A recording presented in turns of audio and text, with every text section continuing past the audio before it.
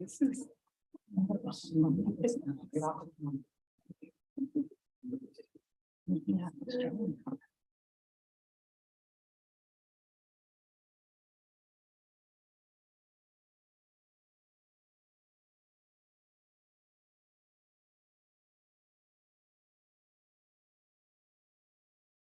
All right, welcome everyone. This is the regular board meeting of ALCOSAN. Today is March 23rd, 2023. We will begin with the Pledge of Allegiance. Allegiance to the flag of the United States of America, and to the republic for which it stands, under God, indivisible, with liberty and justice for all. Would you take the roll, please? Council President Teresa Kell Smith, Here. Councilman Darren Kelly, Here. Dr. Dana Gilliam, present. Harry Reedshaw, Here. Representative Emily Kincaid, Here. Councilman Paul Klein, Here. And Sylvia Wilson. Here. Thank you. We don't have anyone sign up for public comment. We have not, thank you. And just for everyone's knowledge, we did have an executive session just prior to this board meeting. No votes are taken during executive sessions. We'll move on now to information items, and we'll start with the ESWP Water Project of the Year, M29 outfall improvements. Ms. Williams. Madam Chair, the Engineers Society of Western Pennsylvania was gracious enough to honor us with an award for this project. Engineering excellence, I believe it's generally referred to, and it is a very cool project. Our Director of Regional Conveyance, Mike Lichta, is going to talk about the project. Yeah, thank you, Arletta. Madam Chair, I'm here to talk to you about the ESWP Water Wastewater Project of the Year. Really just a fantastic project. It checked many boxes from what can we do and how can we improve the system. As many of you are aware, 4 Mile Run is sort of a problematic watershed. There's been historic flooding. This photo is from on the right is from 2011. It's about a 2,500 acre watershed, third largest combined sewer overflow in the ALCOSAN system. Discharge is about 400 million gallons in a typical year. Huge pipes, huge, 10, 12, 15 foot in diameter. Like I said, this project checked a number of boxes from our standpoint. You had a bad culvert, a four-ring brick sewer installed in 1895 by Jones and Lofton Steel as they were preparing to develop that land for steel making. Okay, so the structural integrity of the pipe and the culvert was a question. As I stated, we had historical flooding out in the run.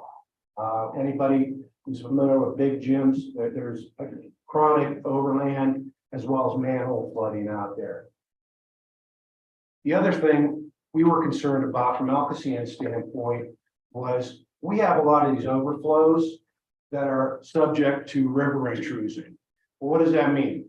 It means that we get water and silts and inorganics coming into ALCOSAN's treatment system. What that means from a treatment standpoint is, Doug can attest, that material, those silts, those fines, they end up in our clarifiers. They end up in our incinerators. We have to add diesel oil to burn the sludge because of this river intrusion. So it's all of an interest to keep this water, this river water out of our system. The other objective was to collaborate with our local stakeholders, specifically PwC, PwC and Almano Green, who is the major developer out there. And I'm proud to report that all main objectives were successfully met. This is just a picture on the left. You see, we did an inspection back in 2015 of this pipe. Actually, ALCOSAN initiated a lot of the design and conceptual studies for this project. So we hired Hatch at the time, who subbed out contractor's Red Zone to inspect the pipe. And what we found was a pipe with severe failing. There was holes in the pipe. We had missing inverts on the pipe. It was basically falling apart. And this was back in 2015. Now, what you see in the center here, this is the rehabilitated pipe.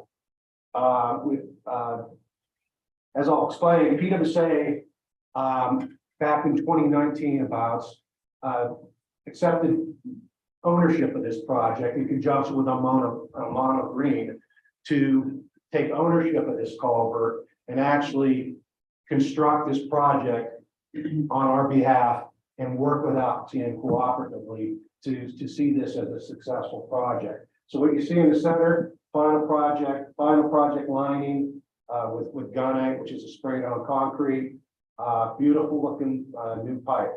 So we're very, very proud of that. Oh, sorry. The second objective here we're trying to meet.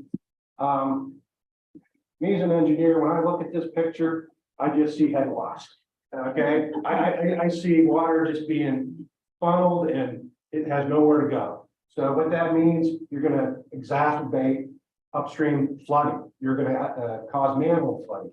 So one of the things our H&H experts did, they tried to study, can we lower this dam a little bit and mitigate the flooding? And the answer was yes. So at the end of the project, during the project, we lowered the dam approximately 2 feet to help mitigate upstream manhole flooding and reduce the head loss that was coming into this chamber. Now, what you see here on the left is this big 9-foot sewer coming in.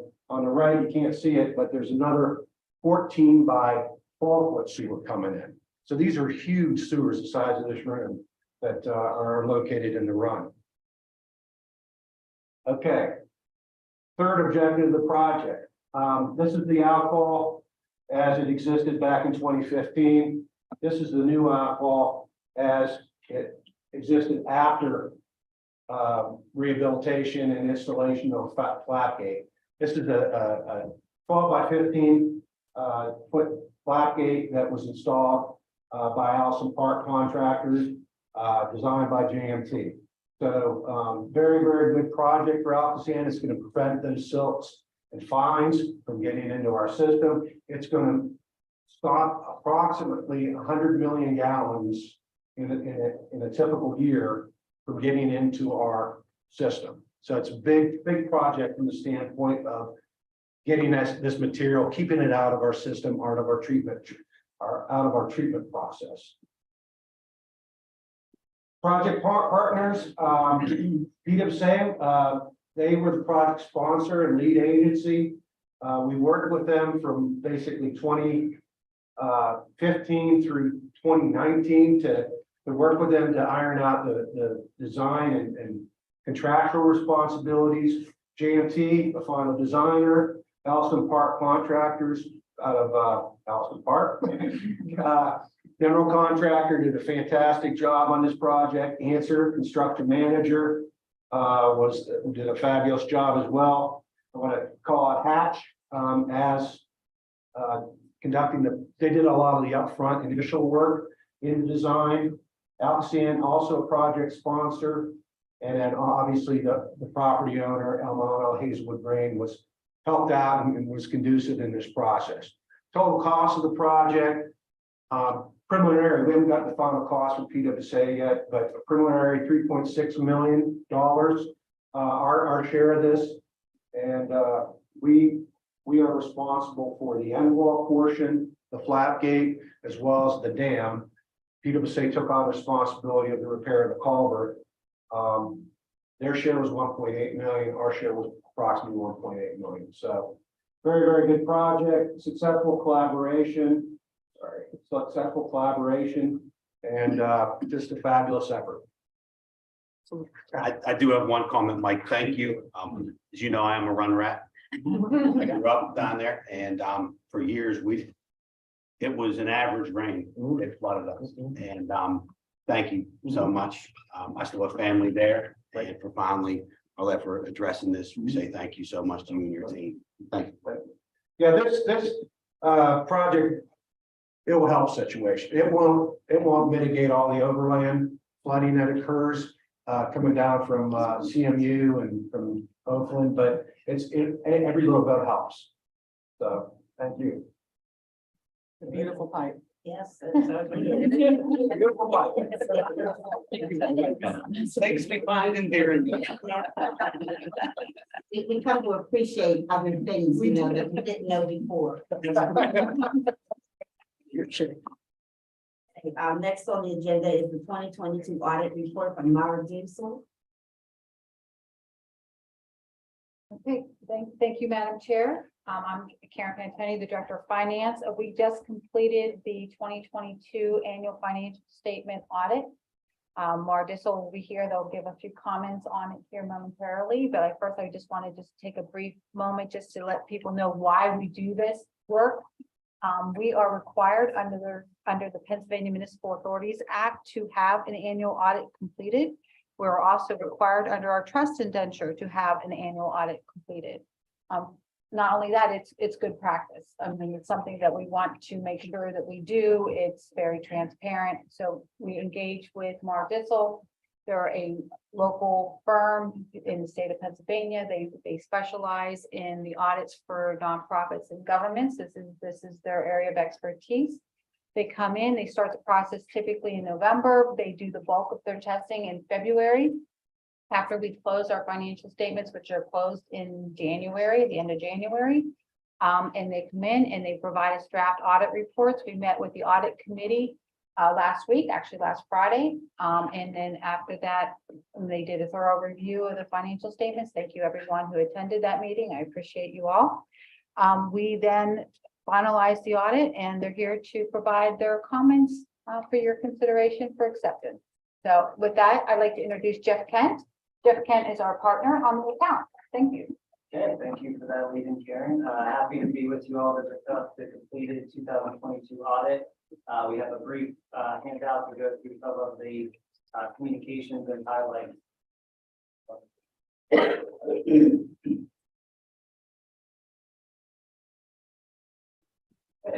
First, we'll talk about just the reports that are issued as part of the process. The financial statements themselves are the main document that you issue. That's your full authority financial statement.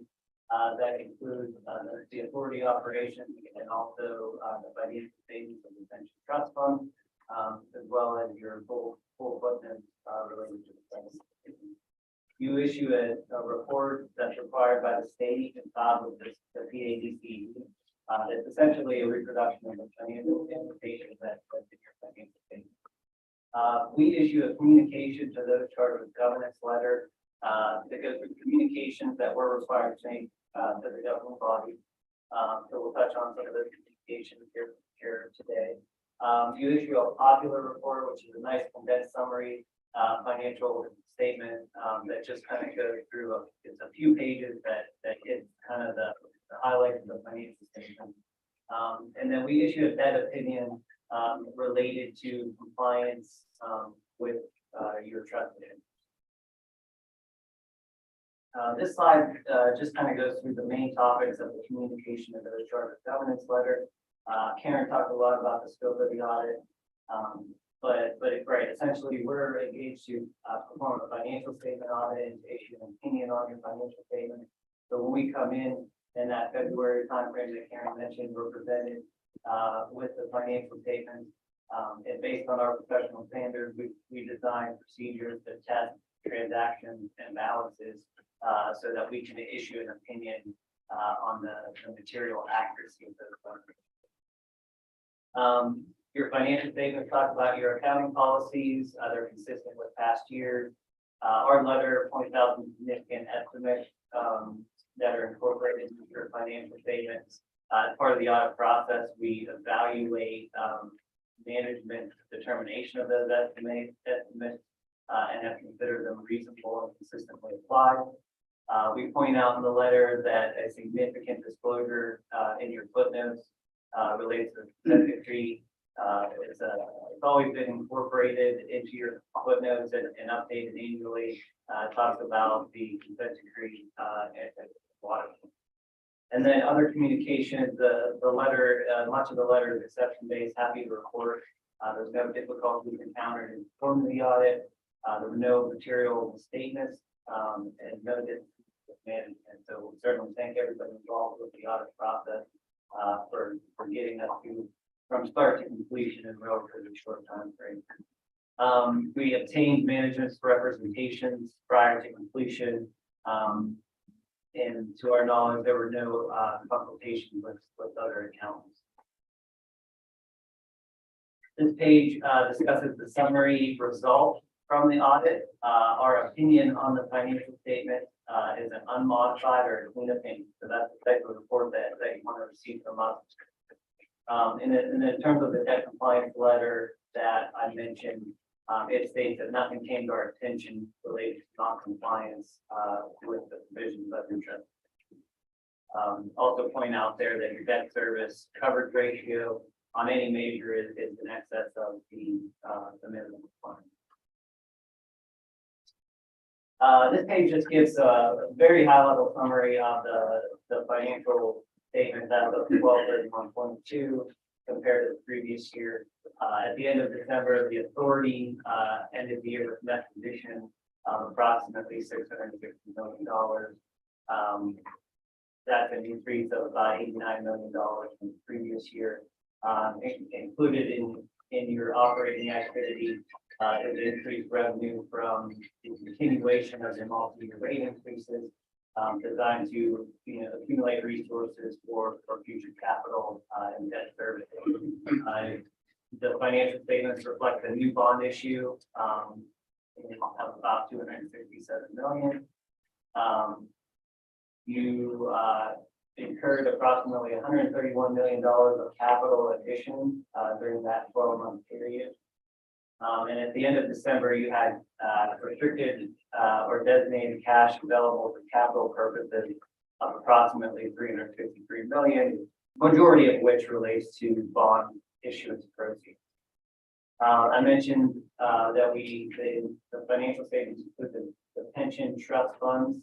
At the end of December, the assets held in trust approximated $206 million. That was a decline from the previous year, and mainly related to the in line with market investment results. In calendar 22, a loss was reported of about $40 million. That is it in terms of the main highlights. Our contact information is on the last page, and happy to answer any questions that you have.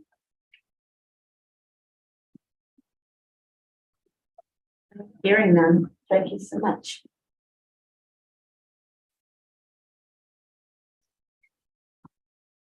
All right, we're going to move on now to item D, the capital budget status report is per attachment A, exhibit A. Ms. Kennedy? Yes, thank you. So this is the capital budget report through when we closed on March 8th. We are spent about $28 million just over this year so far in capital. And as you can expect from what we're looking at in 2023 is heavy in construction and the plant expansion. So you're looking at the environmental compliance facility that's really taking shape. North End, East Head Works, and then the big line item is the design of the Ohio River Tunnel, which is moving towards the 60% design phase. If you had any questions on the capital budget report, I'd be happy to answer them. All right, we're not seeing any. Thank you so much. Move on to item E, the report of actions by the executive director and approval of construction change orders that are less than $30,000. that goes in accordance with Exhibit B, and I will go to you, Ms. Williams. Madam Chair, we have two change orders here. Excuse me, both on the East Head Works. One is the plumbing, the other is the HVAC. The first one for plumbing is, as it indicates, taking care of a relatively minor plumbing need on a trailer. The second part is permit related. The second change, this was the fan piece, reconfiguring, relocating, due to a need to make sure we were drawing air appropriately. Any questions? We'll respond. I'm not seeing any. And we'll move on now to action items. The first is to approve the minutes from the February 23rd. Motion to accept the minutes is written. Second. All in favor? Aye. Aye. Motion carries. Item B, consider authorizing the payment of invoices in excess of $20,100 that were processed between February 14th through March 8th. This corresponds with Exhibit C. Ms. Williams. Madam Chair, the board has had opportunity to review the invoices with their preliminary packet. If you generated inquiry on any invoice, we will be pleased to respond. Motion approved. Second. All in favor? Aye. Aye. Motion carried. Item C is a motion to award the following contracts. We have two. Contract 1773A, the Sheridan Park Ecosystem Maintenance Contract to Icefield Landscapes. This corresponds with Exhibit D. And the second contract is 1782, the O&M Building, fourth floor windows and roof parapet repairs. This goes in accordance with Exhibit E. Ms. Williams. Madam Chair, the first contract identified in Exhibit D. You can see we have good participation this time. I'll remind the board that we rejected and rebid. That's why we have a contract number with a letter behind the number. Again, bids were good this time. We're looking forward to moving forward with this particular contract. The second contract, that is the contract identified in Exhibit E. Not as much participation, but if you will note in the bottom left-hand corner, we have contracted with this entity previously for work. So we are familiar with them. They're familiar with our need.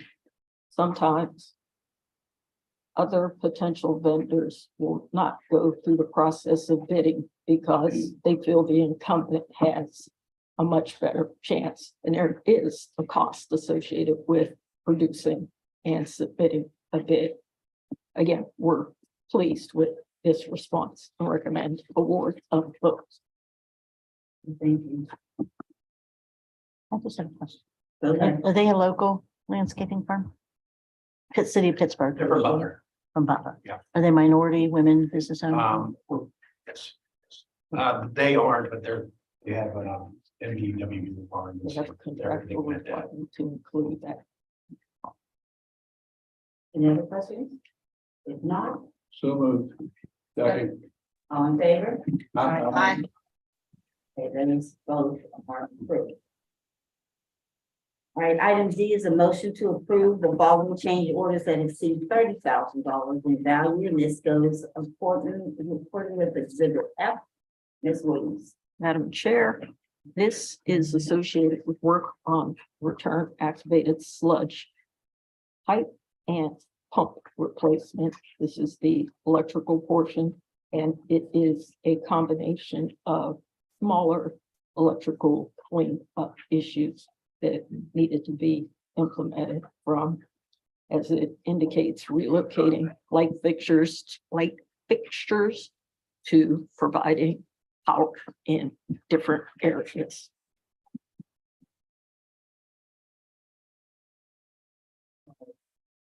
No, that's something I heard. All right, any questions or comments? All right, then could I have a motion and second, please? Motion to accept. Second. All in favor? Aye. Okay, this has been approved. Item E is a motion to authorize the preparation of specifications and advertising for bids for the following contracts, which we see on Exhibit G for the Aspen Wall Sewer Line replacement. Ms. Williams. Madam Chair, as the board knows, we have moved forward with the Ohio River Tunnel design. We have come to you to ask you to move forward with the Allegheny River Tunnel surface facilities. And that's because there's the potential for coordination in advancing this piece of work at this time. You can see, as indicated, this is a badly corroded line. But more importantly, it gives us an opportunity to partner and support our largest municipal customer. As Mike pointed out in the presentation that went along with the award, any opportunity to have partners as we move forward with clean water plant implementation is beneficial to everybody. You have sat here from time to time and said, we hope you're coordinating with other utilities, that they're not tearing up the road, doing something, that we come back 6 months from now. This takes care of issues like that. We have said that. You have.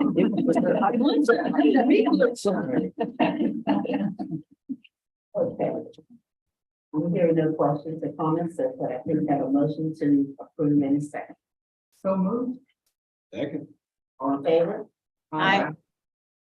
Okay, this has been approved. Moving on to F, motion to modify the grant agreements for the green revitalization of our waterways program, which we all know as GROW.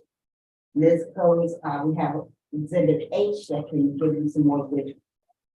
Ms. Williams. Madam Chair, as the board has become accustomed to having to take care of what we refer to as a housekeeping issue here at times, projects and agreements need to be extended to support our municipal customers and their scheduling.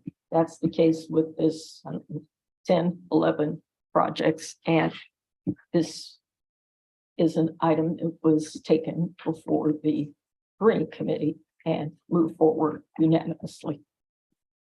Thank you. I know this is going up our whole area right here with all these programs that we're seeing happen. We're real pleased that this is continuing. Right? Motion to accept the recommendations from the Green Committee. Second. All in favor? Aye. Okay, this is approved. Item G is a motion to approve the Cycle 8 program guidelines and a form recommended by the ALCOSAN Board of Directors Green Committee. Ms. Williams. Madam Chair, minor program guideline changes, or changes, modifications, if you want to use a big term, that I would say are not simply recommended by the Green Committee, but also recommended by the solicitor, Babs County. Motion to approve. Second. All in favor? Aye. Aye. Motion is approved. Item H is a motion to adopt resolution 2022-030-01, authorizing the condemnation of property owned by Homes Family Limited Partnership. This is in order to acquire property needed to implement the clean water plan. Ms. Williams. Madam Chair, I am not asking you to vote on H, I, and J together. I'm simply sharing with you that the explanation is the same for all three. And that is simply, as the motion indicates, we are looking to take this action to further support implementation of the clean water plan. We have to do them separate. Correct. You do? Okay. Yes. Ready for H. So moved. Second. All in favor? Aye. Thank you, it's approved. Item I is again the same motion, but this time it's 2022-03-02, authorizing combination of property owned by James F. Klein for the same purpose. Motion to accept. Second. All in favor? Aye. Aye. Approved. Item J is a motion, again, the same, to adopt the resolution 2022-03-03, authorizing the combination of property owned by Gia Manuel, and Aaron Manuel. Motion approved. Second. All in favor? Aye. It's approved. Item K is a motion to accept the Meyer Russo audit report for the year ending December 31st, 2020. So moved. Second. All in favor? Aye. Aye. It is approved. All right, that concludes our business for today. Any new business whatsoever? I would simply remind or invite and remind the public to our annual public meeting. It will be a virtual meeting taking place next Thursday, a week from today. Again, virtual, you can go to the ALCOSAN website and log on. You'll be able to view through Zoom or YouTube. That is at 6 p.m. next Thursday, March 30th. We invite you to participate, provide comments. It is important information that we're required to share. And as Karen would say, we don't just do it because we're required to. We do it because it makes sense. So please, each one, reach one, tell somebody. Thank you. Thank you. So we'll look forward to seeing people next Thursday virtually on the 30th at 6 p.m. Our next meeting will be April 27th. And at this time, we will adjourn. Motion to adjourn. Second. All in favor? Thank That passed. We're you, done. Representative. Appreciate you. Thank you.